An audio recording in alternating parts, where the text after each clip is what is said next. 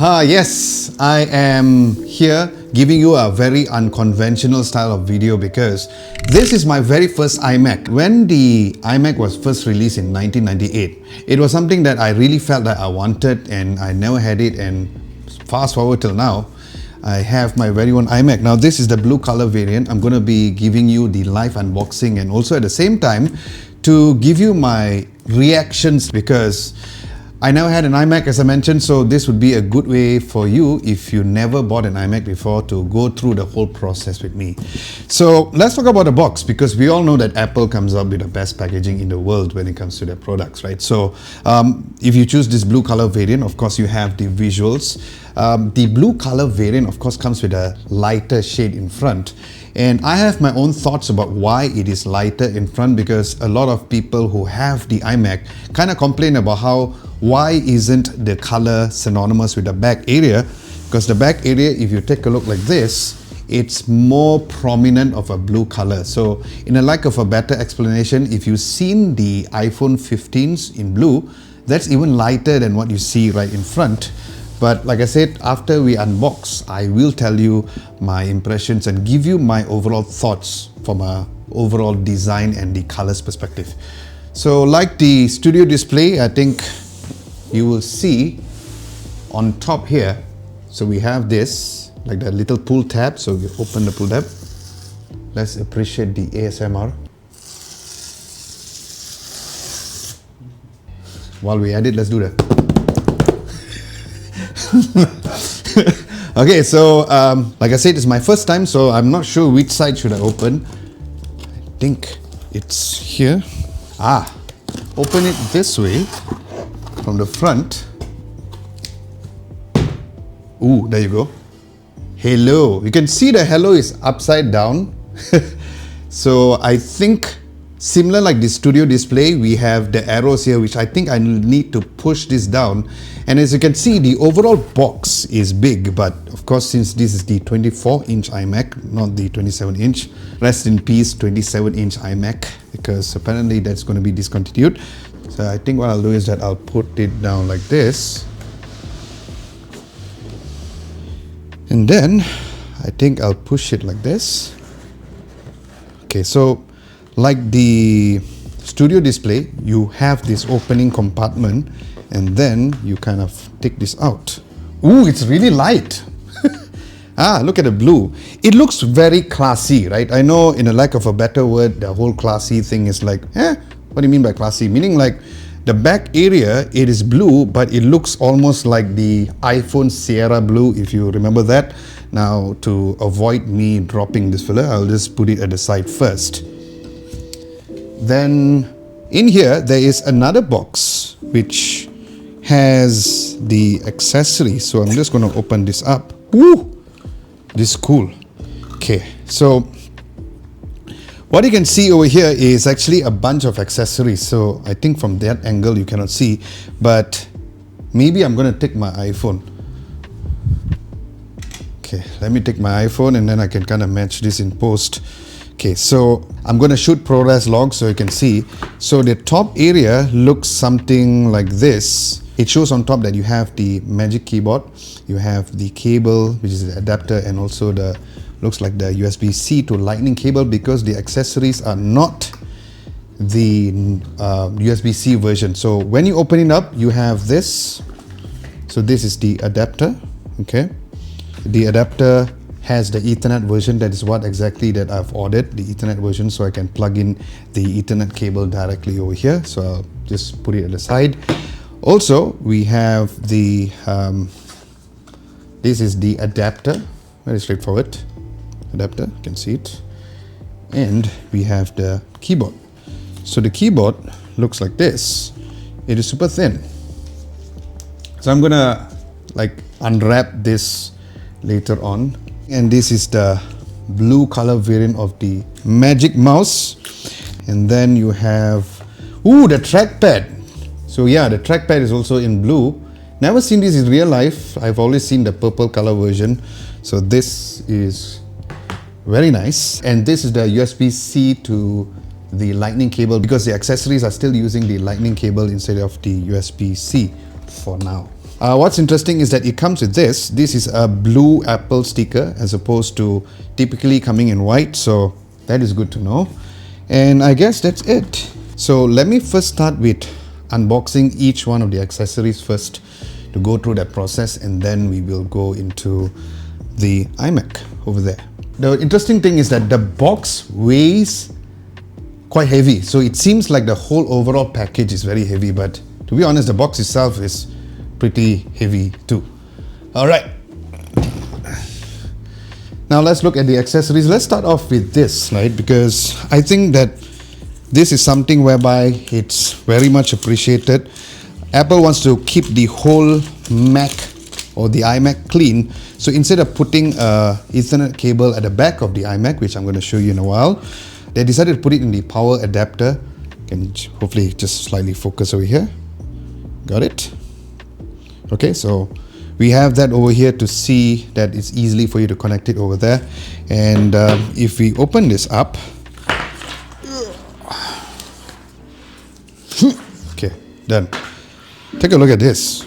This has to be one of the best quality cables I've ever seen on any computer ever, right? And I understand that this is also magnetic. I haven't tried that before, so I'll see how that goes. The cable, I will be using this later on only when I am charging each one of the accessories, but we haven't done that.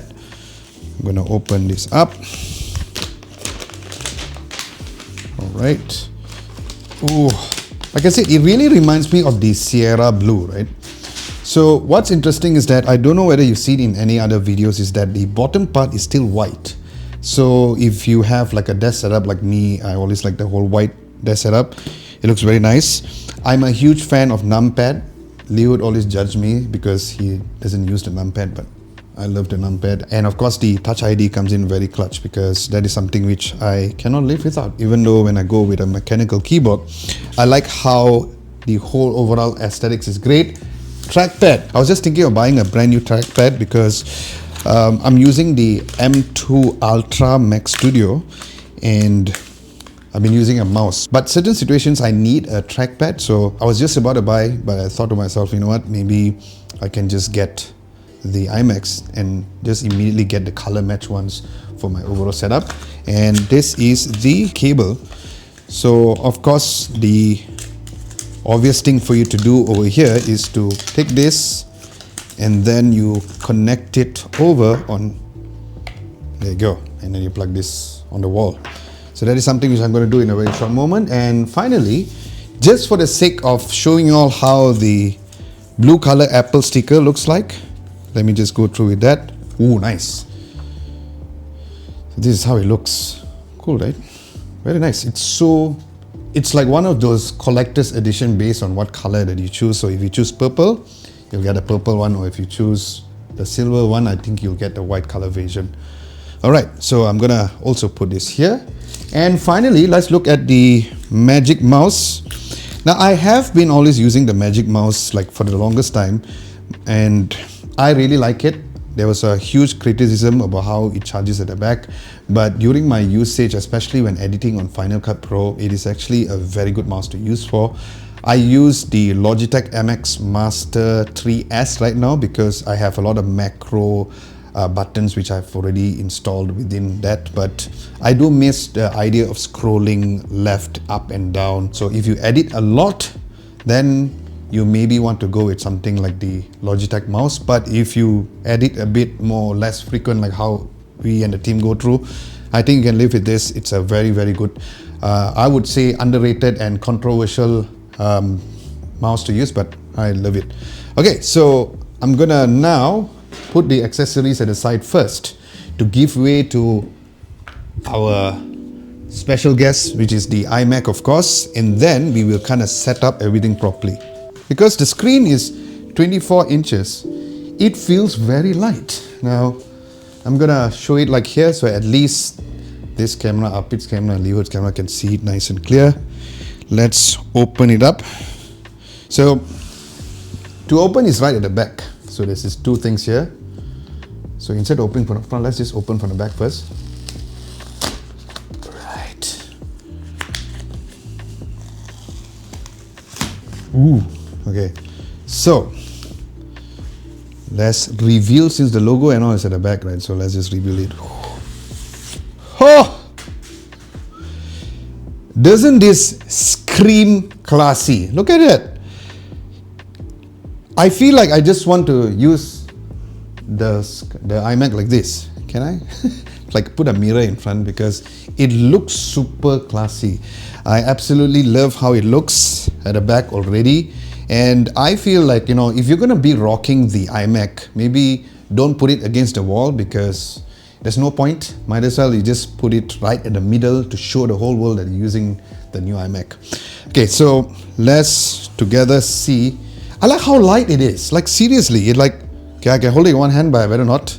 Okay, but I like that idea. And again, there's these two little cute arrows. So I'm gonna, oh, there's only one. Okay, so which means that I need to open this way. Oh, nice. There's no ASMR action here, but it's pretty hard to take out, just so you all know, because it's a, oh, damn, maybe you can hear it, can you hear it?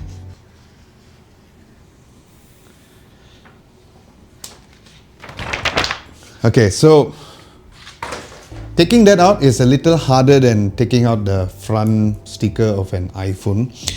Before I turn this on, just want to point out that the front color, it's a lighter shade of blue. So it's not exactly like how you see at the back, which is a bit more darker, right? Now, my point on why that I think this is fine is because visually, when you use a screen, you don't want an ultra saturated color in front of you, because you can distract that. There was also some people complaining about the white bezels. I like it, not because I love white color, but I feel like this kind of reminds me of the white color MacBook, which I used to use, which is one of my first MacBooks. So I like how it is. But again, remember, we are looking at something which is very sturdy, but at the same time very light. I can just like grab this and just carry wherever I want to go. So I'm gonna plug this in now. But before that, I want to show you the magnetic way of charge, like putting it. Let's experience that together. Yeah, so if you put it here, okay, so there is the power here. So if you show this, that is for that camera to see, and this is for Lihood's camera to see. Now this apparently goes on magnetically. So I want to give you my first impressions on how it is compared to using MagSafe on the MacBook Pro. Wow. It's like effortless. Oh, nice. So it's not as easy as how you know, like accidentally do with the MagSafe on the MacBook Pro.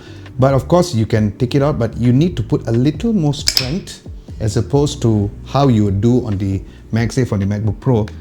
Now I do wish that this similar mechanism is also done on the Apple Studio display. That is also something which a lot of users wanted that. But since I'm the kind of person who just plugs it in and I don't care after that, it's fine. So yeah, that's done. The power button is at the back. And then I'm going to plug this in. And then let's turn the iMac on for the very first time. Press that on. Like I say, I'm very excited. The is there. Compared to the studio display, of course, the studio display which I have is the nano texture version.